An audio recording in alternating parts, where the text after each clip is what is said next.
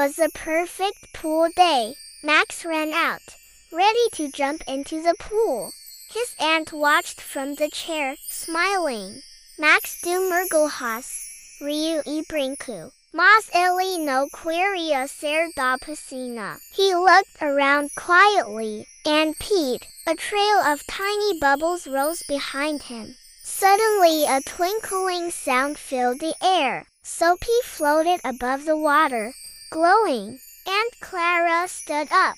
Oh my, is that a fairy? Pee makes pool germs dance, she warned.